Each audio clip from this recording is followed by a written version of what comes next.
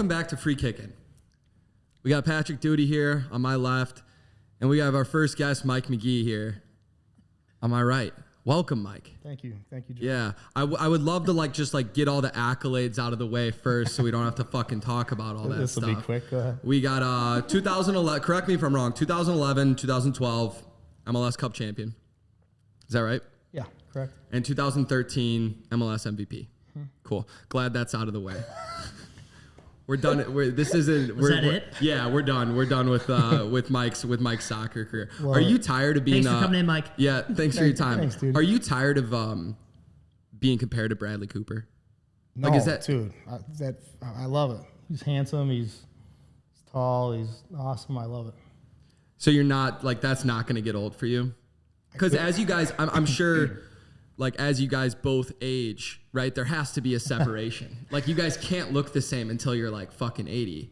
But I sat down with you for a meal the other day, Greek Islands, and I think 3 people came up to you and said you look like Bradley Cooper. Black Barrel. It was Black Barrel, yeah.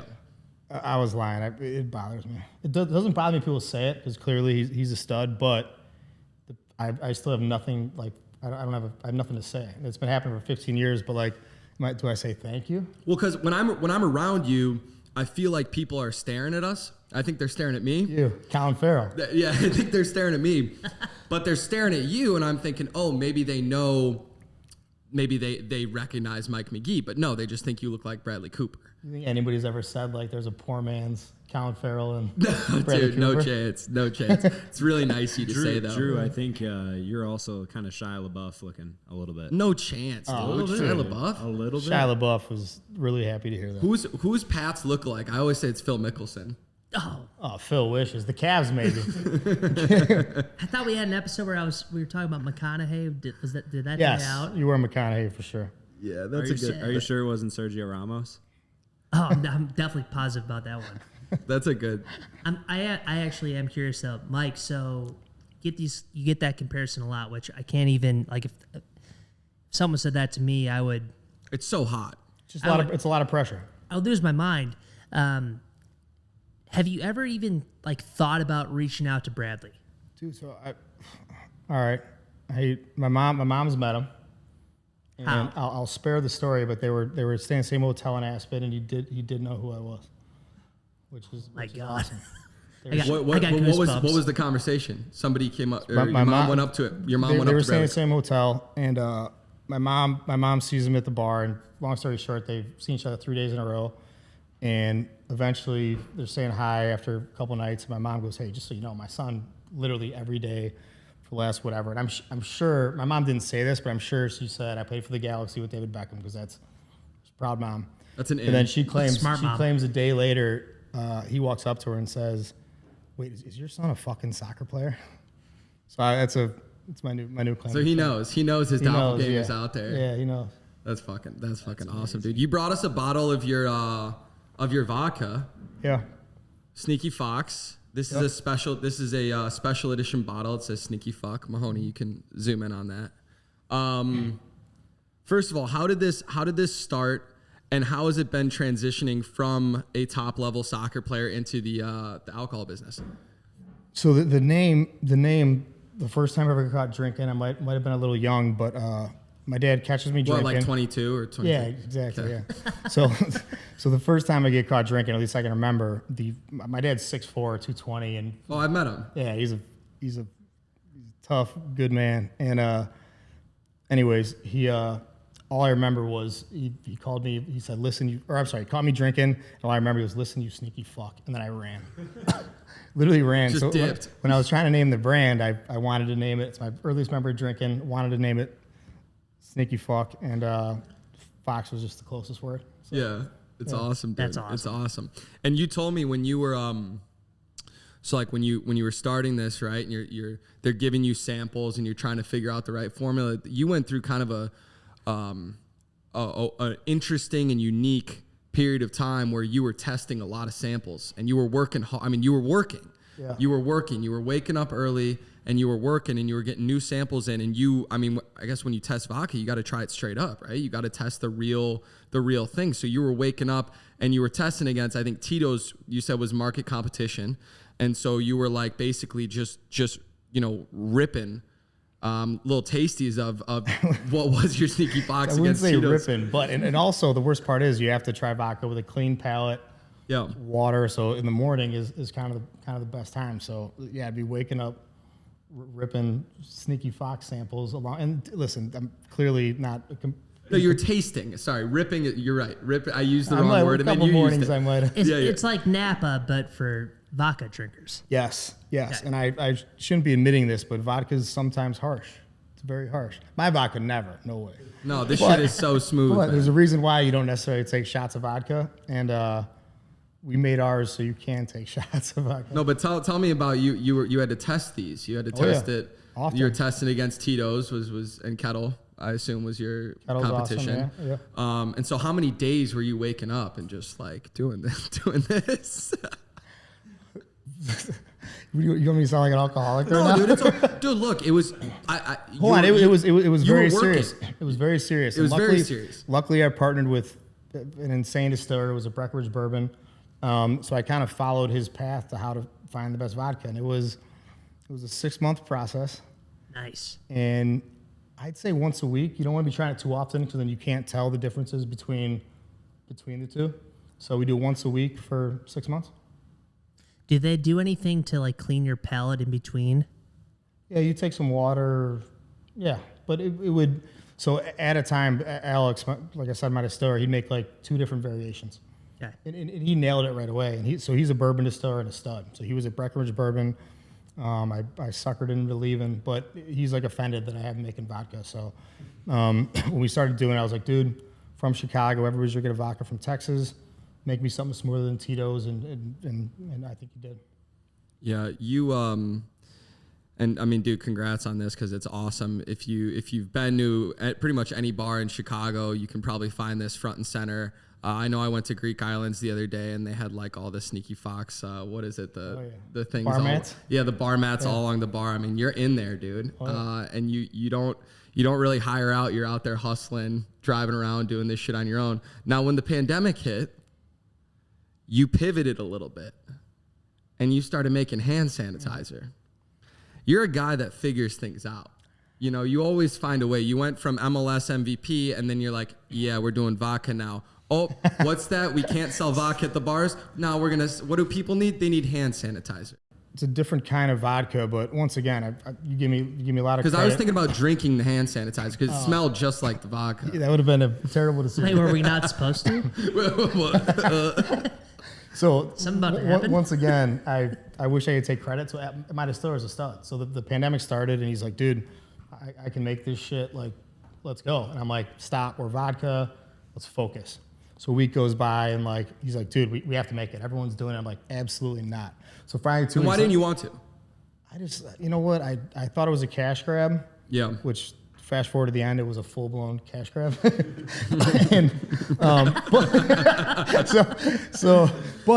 did serve a purpose and we did great. But Alex was a stud and he made more than we could sell. And I partnered with a couple buddies. I mean, we sold to everyone. I think we did maybe 900,000 gallons or something and sold all across. That's insane. That's awesome. Which fast food chain was like buying the most? I forgot which one it was. We did a couple. We did Steak and Shake, McDonald's. I don't know if you've heard of those, but No. no, we did great, and I appreciate you giving me credit, but I deserve none, literally none. But the best thing I ever did was hire Alex for all things, but he did everything, and He's the man, by the way. I've we met bring him a him couple on? times. He's the man. he's the man. So in 3 weeks we'll have our bourbon. We're polishing it now, so we're taking our bourbon and aging it in Hungarian wine barrels. And then you could have him, so he can tell you about it. I'll mess up the story. Is that still going to be like? Is that like Sneaky Fox bourbon? No, it'll be called Thick as Thieves. Cool. Cool name. Yeah. Very cool name. Still part of the same line though, correct? Same family. So same family. Alex and I are partners on it, and nobody else. Cool. So pivoting away from the vodka combo a little bit. appreciate that, This by the is way. it. This is it. Yeah, Thank you're you. welcome. Are they This is- interviewing for salespeople? Yes, we are. Mike's Okay, not great. looking for any. He doesn't want to hire out. He doesn't want to do anything. He wants it all. He's I've been begging Drew himself. for a year. No, bullshit. Well, Drew doesn't know Bullshit. anything about sales, so my pleasure. I couldn't sell anything. This is a soccer podcast, so I'd like to dive back to the soccer a little bit. You're a Chicago guy. You have a lot of pride, as we all do, being from the Chicagoland area. Chicago has a super rich soccer culture and history. The class of guys that you grew up with and played with was super special. Rattle off some names with me. You played with Michael Bradley when you were younger. Jonathan Spector. Who played for Manchester United for a little bit. Will Johnson. Jaden Merritt. Ned Gravoy. Sit. Brian- Can we stop there? I heard Ned was filthy when he was younger. You have no idea. And by the way, as an MLS player, pardon me, as an MLS player, he was... Hoosier. What's that? Hoosier. Which where I would have went to college if I was college material. But Ned was the filthiest, one of the filthiest American players ever. And in MLS, he was equally as filthy. But his soccer IQ was so high. And I feel like just our soccer society couldn't identify it. Yeah. So if you watch, my first MLS Cup final was in 2010. We played against Salt Lake. Yeah. And you'll hear about Kyle Martino and not Kyle Martino, Kyle Beckerman and all these guys. Yeah. Ned Gravoy was the best player in the game by a landslide. The problem with Ned was he's before his time and he was 2 plays ahead. So the things he did were so good, but nobody could identify. Yeah. So we grew up playing for Mike Makovich at Magic. Did you ever play for Mako Played at all? against or him. against him? So Dude, everyone it's my knows guy. everyone knows Mako in the youth Yeah. soccer scene, and he obviously coached pro and has had a great coaching career. But like when we were playing like shit, Mako would pull us in. I remember being pulled in. Did you ever play at the Odeum indoor? I got banned from the Odeum, yeah. Yeah, you got banned from the Odeum. You had to walk through the metal detectors Yep. and shit to get in. It was fucking scary when you were like 12 years old. It was. But Mike Makovich, he pulled like our team in, our U12 team, and he went around. He's like, none of you guys will be as good as fucking Ned Gravoy. You have no idea how good Ned. And we're all sitting there. We're 12, and we're like, who the fuck's Ned? Who the fuck's Ned Gravoy? Right? He was.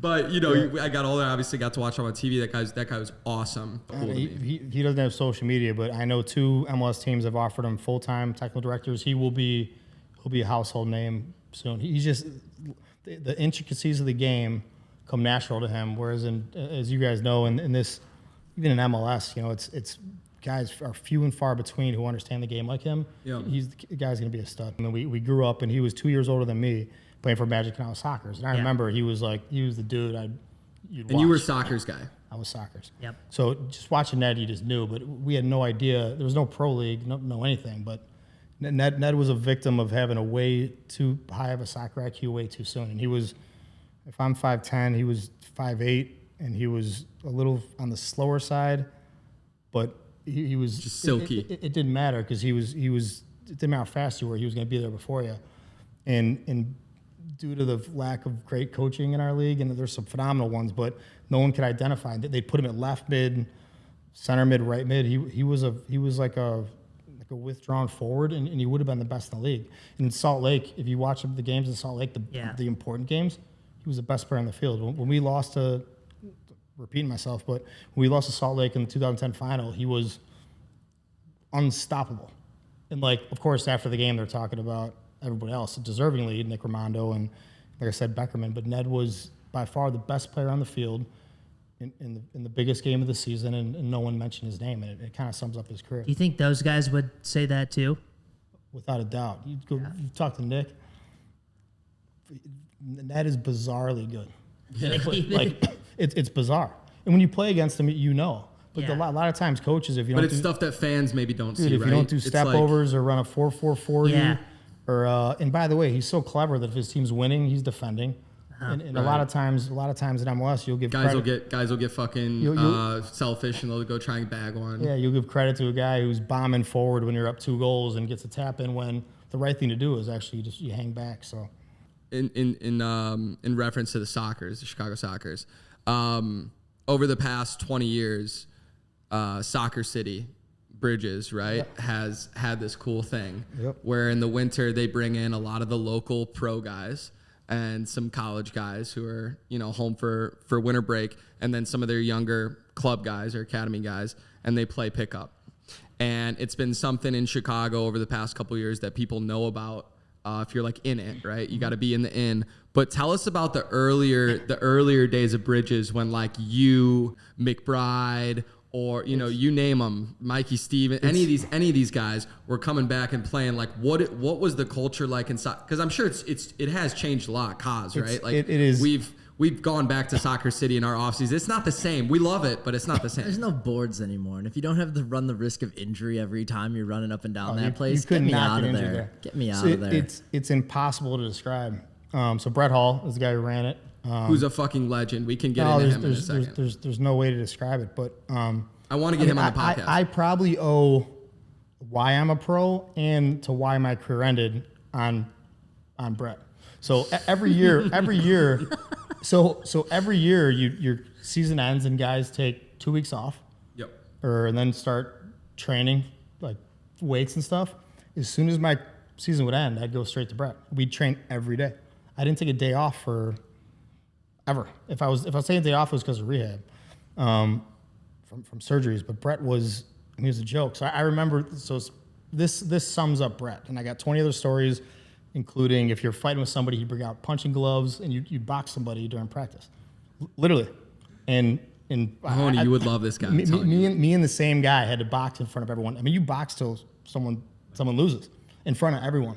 You couldn't do that nowadays. But anyways, so we're winning 5-0. We're winning 5-0. So I'm like 15 years old. We're winning 5-0, and I am, I think I'm God's gift to earth, right? Like I'm the only guy scoring. I'm cocky. I'm confident. Whatever. So we're winning 5-0. I have 5 goals. We're playing indoor soccer, and we're in like the tournament or championship, some dumb tournament. So they have a free kick, like kind of to the side, and this guy's lining up to blast it. So I'm like, I'm the only man on the wall. So he's going to shoot it, and I'm like, I'm getting out of the way. So get out of the way, it goes in. So I'm like, all right, whatever. I got 5 goals, doesn't matter. I'm kind of walking to the side. Brett Hall is coming on the field. I'm like, with like a fucking cane, like limping onto the field. At the time he's still fresh. Okay. So anyways, he's coming on the field. Sorry, I'm turning this short story into a long story. He's coming on the field. I'm like, he's not coming at me. I got 5 goals. So he grabs me by the shirt, walks me to the board, and now the ref's coming over to him, and he's telling the ref, he's like, shut the fuck up. And the ref's like, dude, you got to get off the field. He's like, shut the fuck up. Tells me to get on my hands and knees. He goes, crawl across the field. Now, by the way, I wouldn't do that for no man except Brett Hall. Yeah. So now I'm on my hands and knees crawling across the field. Didn't even ask why. come on. Swear to God. My parents are in the stands. This is a championship game. Now the ref is like issuing out like cards, but I'm still crawling the width across the field. Go to get up at the end. He's like, get your fucking ass back down, crawl back across the field. So the lesson after the game, the lesson after the game was like letting down teammates. And by the way, so fast forward, my rookie year I played forward, second year moving to midfield. I was the best at tracking runners you've ever seen. Like in the back of my mind, Brett Hall is going to no laziness. He's going to make me get on my hands and knees. So by the way, you talk to Michael Bradley or any of these guys, everyone's got 10 of these stories, and I got 10 of them. Every time I messed up in a way that let down my teammates, it was you were gone or you're boxing somebody. I'd box guys twice my size, like get my ass whooped, and then me and this one kid boxed like 3 times. It didn't matter, but it was brilliant. And if you speak to half these guys, which you can't do nowadays, but the lessons I learned prepared me for everything that ever happened to me. Dude, I have very little experience with Brett Hall, and he's just got like such a special place in my heart, man. He was just a legend, like in Chicago youth soccer. But he really said some like out of bounds shit, but he said it to everybody. So that was the thing, was he would roast himself. So he would roast himself. He would roast everybody else. But like I remember one time, this Polish kid on our team missed a sitter, and he's like, that's that Polish miss called Shitshapansky.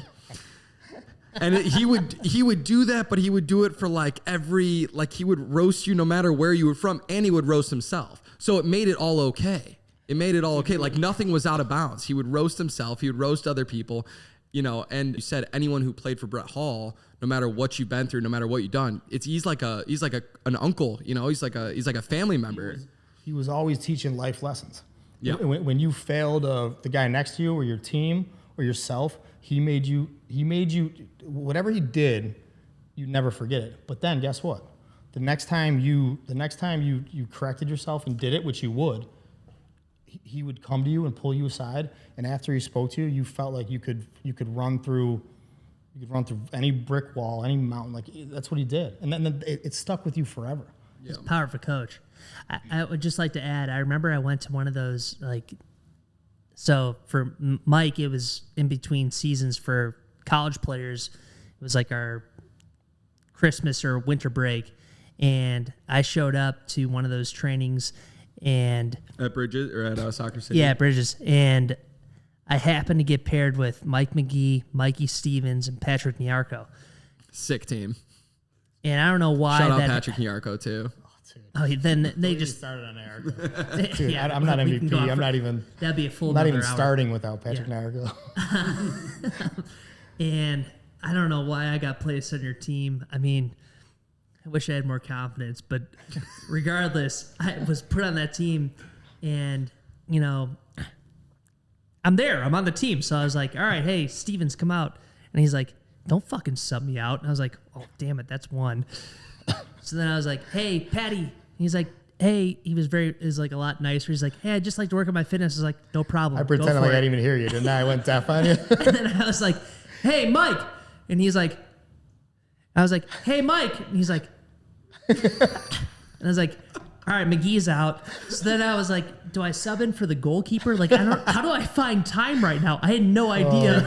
Can't find time for the Fire. Can't find time at fucking Soccer City, dude. But it was it was so cool though, because like you guys are on the Fire. I'm a homegrown. I want to be your teammate one day, but I just was getting just roasted. And Stevens was on character. Nyarko Mikey. on character. You slightly on character. You idiot, complete idiot. instead of just telling me no, you went deaf on me. Just kind of like give me one of those. Dude, I was like, king of. all right. I was like, and I was kind of looking at the rest of our team, and there wasn't many of us, and I was like, I don't think we're playing, guys. Sorry about that. I had to grab a pizza from our sponsor. Shout out Luminati's, man.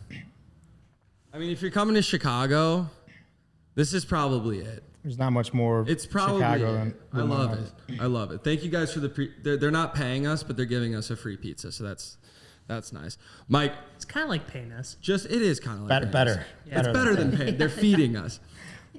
Jump back in really quick. I loved your Hall of Fame speech. Congrats on getting inducted to the Chicago Hall of Fame. I think what was your class? It was Patrick Kane, Lou Holtz. legend. No way. I just kind of want to stop there and just keep saying Lou Holtz. But by the way, Dude, my dad played golf with him at Augusta. he spoke. Don't one up for- me right now, I please. think he spoke for 20 minutes, and I swear to you, if he would have spoke for 2 days, you literally wouldn't have stopped. And by the way, it was so it was like cool. it wasn't staged. It was life lessons with humor, with family, with tears, and you're laughing, and like I left a better man, which is easy to do. I got a lot of room to grow. However, Lou Holtz, we've all heard cool speeches, right? Lou Holtz was. I've never been more engaged with someone speaking in my life. No, that's badass, man. And your speech was like, I think you started out by saying, you know, whenever anybody asked you what team you support, you said Chicago Fire. And that's how I felt growing up. I always thought it was fucking weird when like 15-year-olds was like, go West Ham.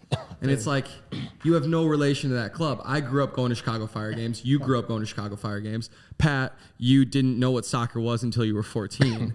But that's not the point, right? And you were White Sox and Bears games. Yeah, there you go. But no, dude, I mean, like, we really do want to see the Fire do well and succeed. So John Ellinger, so I made the U17 national team wherever residency, and a month before our U17 World Cup, we all had to fill out this like flyer of like where we see ourselves in 10 years, 5 years, who you want to play for, and I left pretty much everything blank. It's like, if you're not feeling it, don't answer it.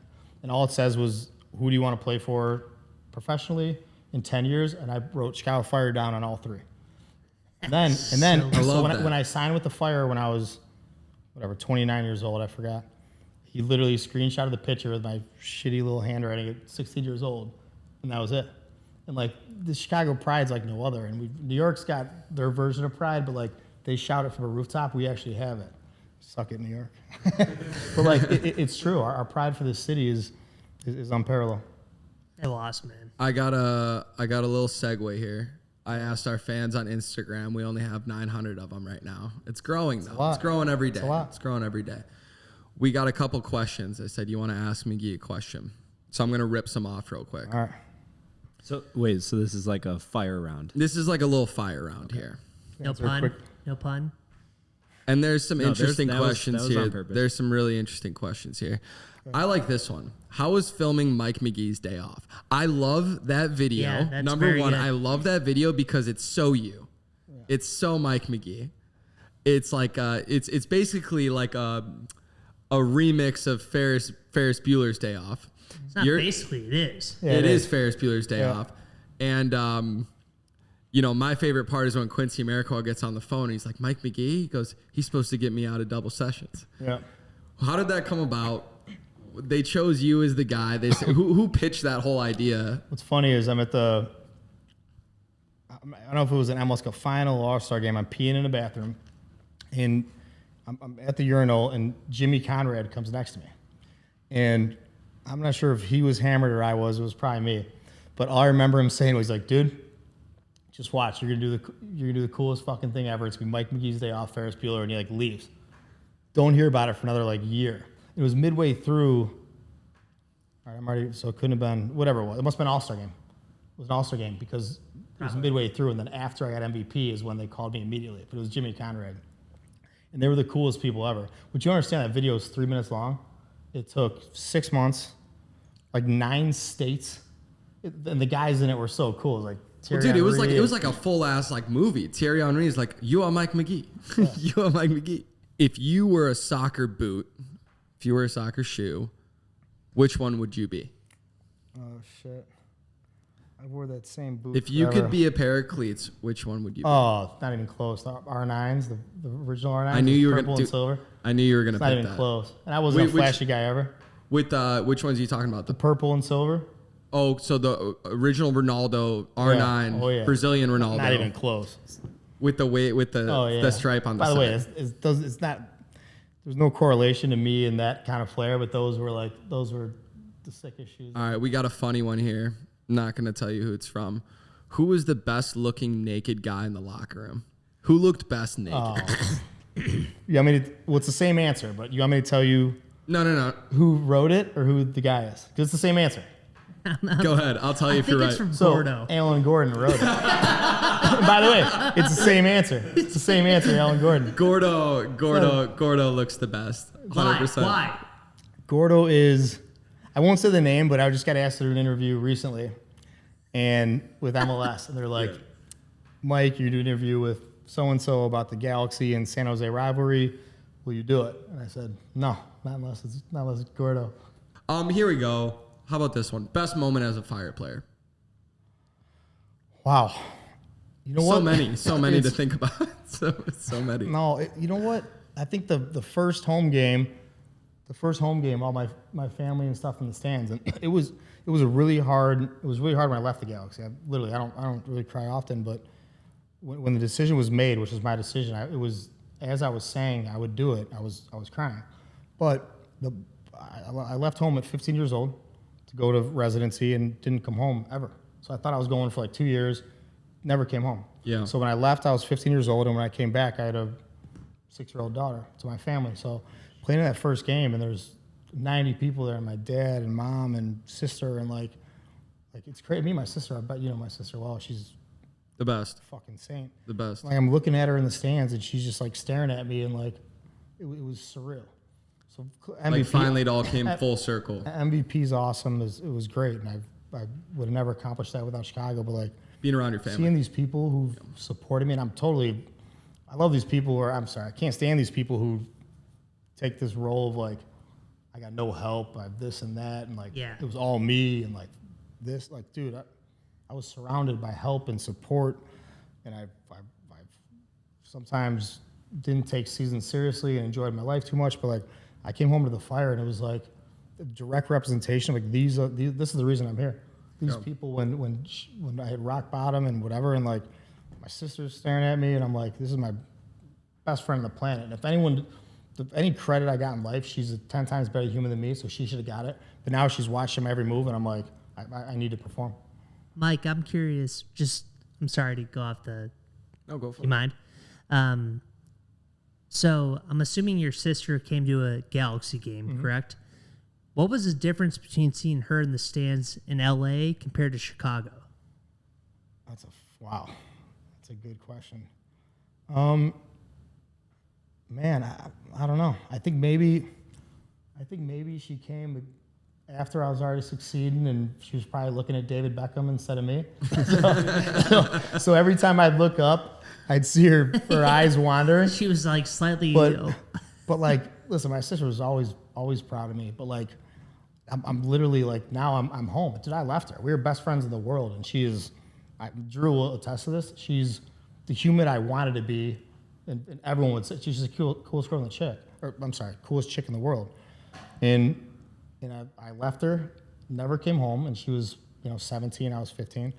Then I come back and I come home for 2 weeks a year, and now I come back and she's like, I'm looking at her eyes and I'm like, holy shit! Like I've literally abandoned her. Like I need to do something special. So, winning MVP was incredible, but it was totally for her and my family and in Chicago, and it's cool. So I love that. That awesome. parlays into our next. Very cool. Our next question here, which is from Ewan Holden, Oh God, and he said, I already know.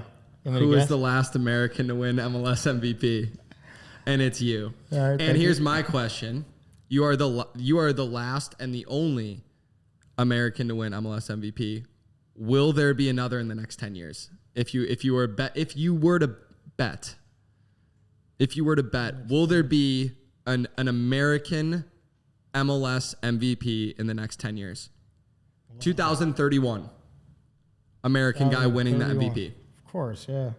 Of course. I'm super pro-American. Just Me as too. you know. Me too. We all are. Man, who could do it? Aren't all the best American guys like going overseas now though? No, Not really. no, No. I disagree with that. I think the ones that Young guys, really young guys. young you're guys, right. Yeah, young yeah, guys yeah. that probably wouldn't play in Yeah. MLS. Like Pulisic would probably win it if he was here, right? I'm assuming. Maybe. I don't know. I would give that a strong no. Good question though, that's the Mahoney. end, A lot of people would.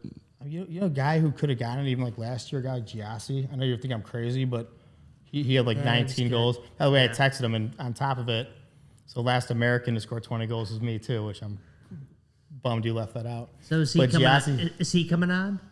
Well, this year Giassi had tons of games and stuff, but every year I'll text Giassi when he doesn't get 20 that. Thank you. you remind him. Thank you All for right. getting like caps and. All right, here's the last one. Here's the last one for the pod. And this is my favorite one. Are we not going to talk about you and Holden at all? Plain Bay? No.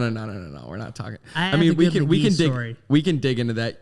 Duty's got a Mcgee story. This is our last question from the Instagram round, and it's my favorite one because I had no idea this existed, and it is. Oh no. I am so happy that I found this video. Oh no. But Drew, the how many questions were there? we Exaggerate. like 50,000? 40, at least 1,000? 40. At least 40,000? 40. No, 40 total. Robbie 40,000. Perez asked 18 questions, and they're all so stupid. Did Mike write his own verse for "We're Better Than the Best" by MLS All Stars? That's a good question. What are you talking about? The MLS All Stars did a rap song when you were an MLS All Star, and it was called "We're Better Than the Best."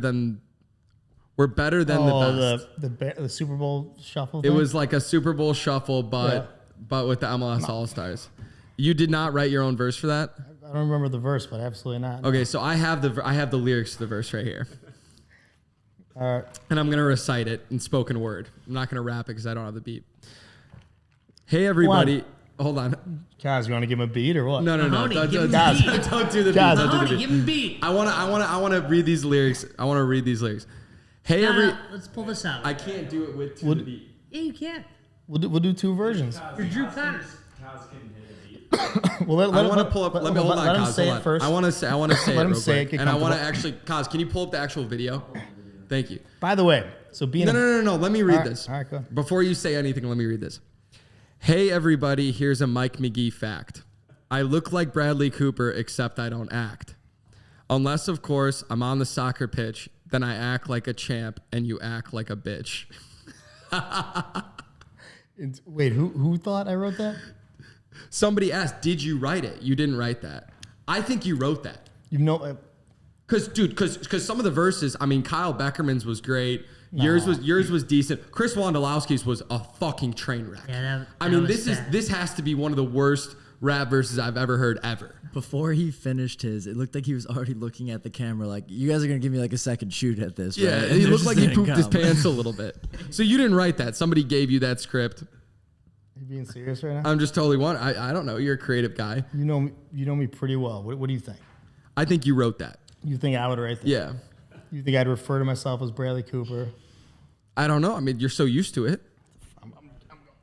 Thanks. Hey, guys, it's been fun. This has been free kicking.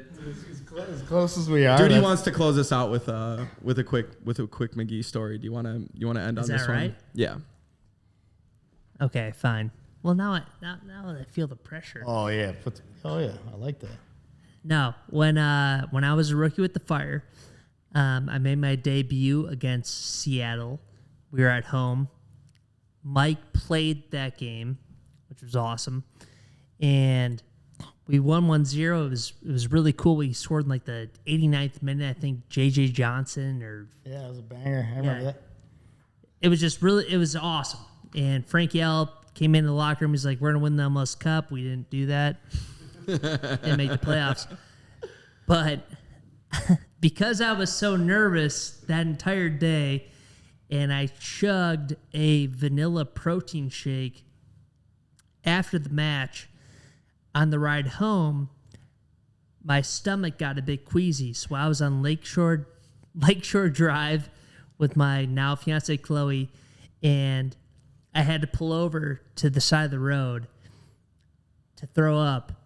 And as I was throwing up, because all this stuff was coming out of me, Mike Mcgee started calling me on our speakerphone on my Nissan 2015 Rogue, great car. And Chloe was like, Patrick, someone named Mike Mcgee's calling. I was like, holy shit. And I was like, oh. I was like, answer it. And she's like, okay. And I was like, hey, Mike. Like, holding in throat. And he's like, hey, Patrick, he was like, hey, Duty, I just want you to know that I just talked to Andrew Hopman, the owner of the Fire at the time, and he said that was one of the best debuts of a Fire rookie he's ever seen. And I don't know if that was true or not, but that literally made my entire life, man. That was so fucking cool that you called me and I was puking on the side of Lakeshore Drive. And I will never forget it. Chloe will never forget it. It was the coolest thing ever. And I was like, all right, thanks, Mike. I appreciate it. And then I went out to vomit more. But it was just, it's one of those things where, Mike, you probably won't remember it, but for me as a rookie, and to just... It resonates. It stays with you, yeah. Yeah, it just As clicked. First of all, I do remember it. And as a forward, as much as you don't want your team to get scored on, you want defenders who could pass the ball. So I remember 20 conversations I was having. You're a rookie, so it's hard to go straight from college to defending. But I remember telling the coaches I wanted Duty to play, always. Because you were one of the best passing left backs. Well, no, I'm sorry. The best passing defender we had.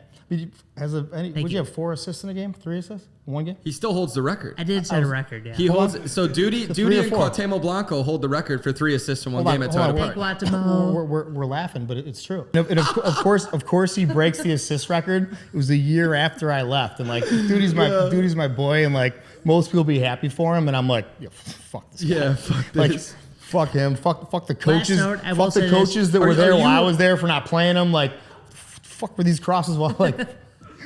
This is really embarrassing, but I got inducted into my elementary school Hall of Fame, which is It's awesome.